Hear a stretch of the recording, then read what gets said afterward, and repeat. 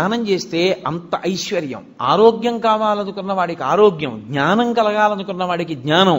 నేను మీకు యథార్థం చెప్పాలంటే, మీకు ప్రతిరోజు 1-2 నిమిషాలు దక్షిణామూర్తిని ధ్యానం చేయడం అలవాటైతే మోక్షము కరతలామలకము, అంత్యమునందు పరమేశ్వరుడే మీకు జ్ఞాపకం వచ్చి మోక్షానికి ఎడతాడు. అంత గొప్ప స్వరూపం దక్షిణామూర్తి స్వరూపం. అది శైవాగమంలో మీరు దక్షిణ దిక్కుకి వెళ్ళగానే దక్షిణాన్ని చూస్తూ కనపడాలి. ఆయన కనపడగానే మీరు అభిముఖంగా ఉండకూడదు. మీరు ఇటు పక్కకెడితే తూర్పు ముఖం చేస్తారు. తూర్పు ముఖం చేసి మీరు ఆయన పాదాల వంక చూసి నమస్కారం చెయ్యాలి. ఇక్కడ మీరు చాలా అదృష్టవంతులు. ఇక్కడ ఉన్నటువంటి శివాలయంలో ఆగమానికి సరిపోయేటట్టుగా అద్భుతమైనటువంటి దక్షిణామూర్తి స్వరూపం ఆ శివాలయానికి ప్రదక్షిణం చేసేటప్పుడే దక్షిణంలో ఉంది. చాలా శివాలయాలు ఇవాళ రేపు కడుతున్నటువంటి శివాలయాలలో అసలు ఆ వైభవం లేదు.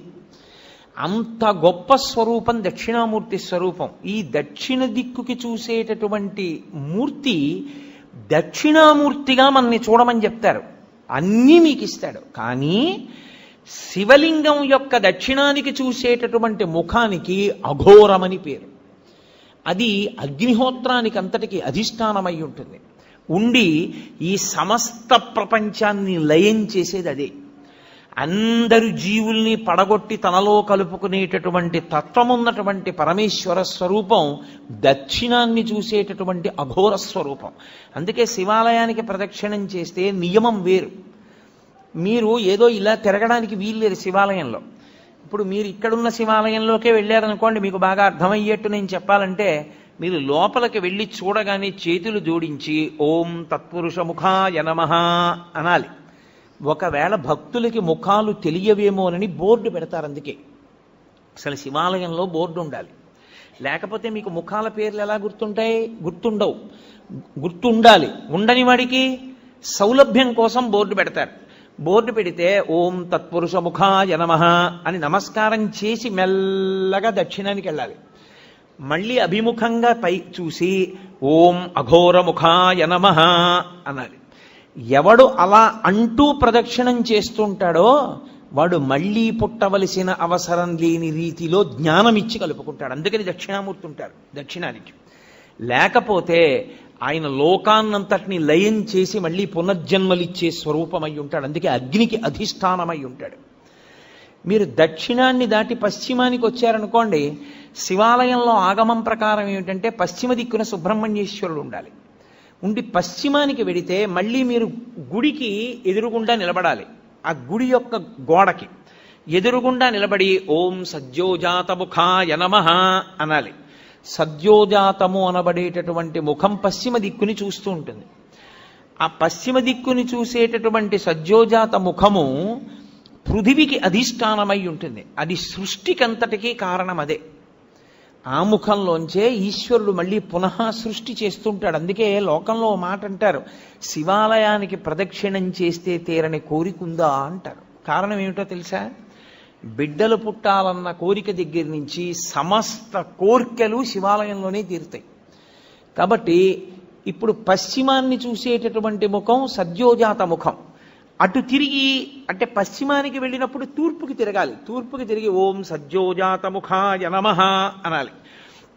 సద్యోజాత ముఖమే అత్యంత శక్తివంతమైనటువంటి ముఖం. ఇప్పుడు సద్యోజాతాన్ని దాటి మళ్ళీ వెనక్కి వెళ్ళడం ప్రదక్షిణ విధి పక్కన పెట్టండి. మీరు అది దాటితే ఉత్తర దిక్కుకు వస్తారు. ఉత్తర దిక్కుకు వచ్చినప్పుడు మళ్ళీ శివాలయం గోడకి ఎదురుగుండా నిలబడాలి. నిలబడి ఓం వామదేవాయ నమః అనాలి. వామదేవుడు అంటే ఎవరు అన్నది శివమహాపురాణం చెప్పింది. ఏమ్మా పిల్లని కాసేపు బయటికి తీసుకెళ్ళకూడదా? ఎందుకమ్మా పిల్ల విందో ఏదో మాట్లాడుతూ ఉంటుంది, చిన్నపిల్ల దానికి ఏం తెలుసు, కాసేపు బయటికి తీసుకెళ్ళండి. శివమహాపురాణం ఆ ఉత్తర దిక్కున ఉండేటటువంటి శివుడి ముఖాన్ని వామదేవ ముఖము అని పిలిచింది. దాని గురించి మాట్లాడుతూ మంగళాయతనం దేవం యువానమతిమంగళం ధ్యాయేత్ కల్పతరోర్మూలే సుఖాసీనం సహోమయా అంటుంది లింగపురాణం. ఆ ముఖము నీటి మీద అధిష్టానం కాబట్టి అది ఏం చేస్తూ ఉంటుందంటే సమస్త మంగళములను మీకు కృప చేసేటటువంటి ముఖమదే. యథార్థమునకు అదే విష్ణు స్వరూపం. అదే విష్ణువు. అందుకే శివాలయంలోకి వెడితే అందరికీ నమస్కారం అయిపోతుంది. ఓం వామదేవాయ నమః అని అన్నారనుకోండి, లేకపోతే ఓం వామదేవ ముఖాయ నమః అంటే అనారోగ్యం ఉండదు. అందుకే శివాలయంలో ప్రదక్షిణాలు చేయండి అని ఎందుకంటారో తెలుసా? మెల్లగా ప్రదక్షిణం చేసి ఉత్తరానికి వెళ్ళి నమస్కారం చేస్తే సమస్త అనారోగ్యములకు హేతు ఎక్కడుంటుందంటే ఈశ్వరుడు నీటి ద్వారా అనారోగ్యాన్ని ఇస్తాడు. అందుకే బ్రతుకుట అంటే నీటి వలననే, భోగము నశించుట నీటి వలననే, అనారోగ్యము నీటి వలననే. సంజీవనం సమస్తస్య జగత సలిలాత్మిక భవ యుత్యుచ్యతే మూర్తిర్భవస్య పరమాత్మనః అంటుంది లింగ పురాణం. నీటి మీద ఆయన అధిష్టానం. మీకు అందుకే ఏదైనా ఊరు వెళ్ళారనుకోండి, నాకు అక్కడ కూర పడలేదండి అన్నావు, నాకు ఆ నీళ్లు పడలేదండి అంటాడు. అనారోగ్యమునకు కారణము నీరే, మనిషి పడిపోవడానికి కారణము నీరే. నీరు అంత శక్తివంతం. నీటి మీద అధిష్టానమై ఆయన ఉత్తరాన్ని చూస్తూ ఉంటాడు. ఆ ముఖానికి ప్రతిరోజు మీరు గోడవంక చూసి ఓం వామదేవ ముఖాయ నమః అన్నారనుకోండి, ఆయన మీకు ఏకకాలమునందు మూడిటిని కృప చేస్తాడు. ఒకటి, మీకు ఏదుందో దాన్ని ఉంచుతాడు, అది పాడైపోకుండా కాపాడతాడు. రెండవది, మీకు ఉత్తరోత్తరాభివృద్ధిని ఆయనే కల్పిస్తాడు. ఉత్తరోత్తర మీరు సంతోషంగా ఉండడానికి కావలసిన సమస్త అభివృద్ధి ఆ ముఖంలోంచే వస్తుంది. మూడు, వచ్చినటువంటి భోగస్థానములను మీరు అనుభవించడానికి వీలుగా దేహారోగ్యం ఉంచుతాడు. ఈ మూడు ఇంగ్లీష్లో సస్టినెన్స్ అంటారు, స్థితి ఉంచుట. ఈ పదంలోకి వెళ్ళేటటువంటి సమస్తమైనవి కూడా వామదేవ ముఖంలోకే వెళ్ళిపోతాయి.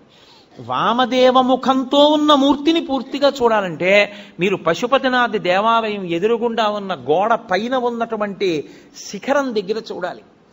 శివమహాపురాణంలో ఎలా చెప్పారో అలాగే కల్పవృక్షం కింద కూర్చుని ఎడమ తొడ మీద పార్వతీదేవిని పెట్టుకుని ఎంత సంతోషంగానో, ఎంత నవ్వుతూ ఉంటాడో. పరమశివుడు అంత ప్రసన్నుడై అంత నవ్వుతూ మీకు కనపడ్డం. వామదేవ ముఖంతో ఉండేటటువంటి పరమేశ్వరుడు అంత ప్రహృష్టవదనంతో ఉంటాడు. వెళ్ళి ఓం వామదేవ ముఖాయ నమః అంటూ ఉంటే చాలు, ఆయన ఎంతో ప్రీతి చెందుతాడు. తూర్పు ముఖాన్ని అలా ఉంచండి. 5వ ముఖం పైకి ఉందే, దాన్ని ప్రదక్షిణం పూర్తి చేసేటప్పుడు చూడాలి. మీ ప్రదక్షిణం పూర్తయిపోయాక శివాలయంలో లింగాన్ని చూసి బయటికి వచ్చేయకూడదు. ఒకసారి మీరు అక్కడే నిలబడి పైకి చూడాలి. ఇలాగా చూసి ఓం ఈశానముఖాయ నమః అనాలి. దానికి పేరు ఈశానము అని పేరు 5వ తలకాయకి. అది ఆకాశానికి అంతటికి అధిష్టానమై ఉంటుంది. అదే మోక్షకారకం. ఇప్పుడు మీరు కొంచెం జాగ్రత్తగా గమనిస్తే నేను ఇందులో 5 ముఖముల చేత 5 కార్యములను ప్రతిపాదన చేశాను. సృష్టి, స్థితి, లయ, తిరోధాన, అనుగ్రహములు అని. సృష్టి కొత్తగా ఏర్పడుతూ ఉండడం, స్థితి ఉండడం, లయ పడిపోవడం, మళ్ళీ బ్రహ్మాండంలో కలిసిపోతూ ఉండడం. తిరోధానము అన్న మాటకు అర్థం ఏమిటో ఇప్పుడు నేను చెప్తాను చూడండి. తిరస్కరణీ విద్య అని ఒక విద్య, తిరస్కరణీ విద్య ఉందండి ఆయన దగ్గర, చాలా జాగ్రత్తగా ఉండండి అంటారు. తిరస్కరణీ విద్య అంటే ఏమిటో తెలుసా?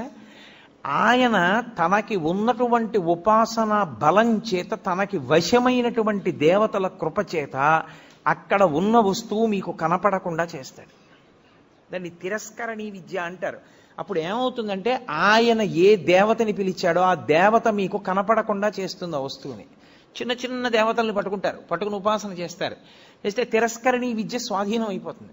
తిరస్కరణి ఎంత గొప్పదో అలాగే అవతల వారిని వశీకరణం చేస్తారు. వాళ్ళు ఎప్పుడూ ఇంకా వాళ్ళకే వశవర్తులైపోతారు. అలా వశీకరణ విద్య, ఇవన్నీ విద్యలు ఉంటాయి.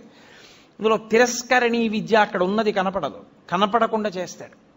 అక్కడది ఉన్నది కనపడకుండా చెయ్యడం తిరస్కరణీ విద్య అయితే, తిరస్కరణి ఎక్కడి నుంచి వచ్చిందో తెలుసా? తిరోధానము. తిరోధానము అంటే ఉన్నది కనపడకుండా లేనిది ఉన్నట్టు కనపడుతుంది. చూసారా, మాంత్రికుడు మాయ చేశాడండి అంటారు. అదే తిరస్కరణీ విద్య. తిరోధానము అంటే ఏది ఉన్నదో అది కనపడకుండా, ఏది లేదో అది ఉన్నట్టు కనపడుతుంది.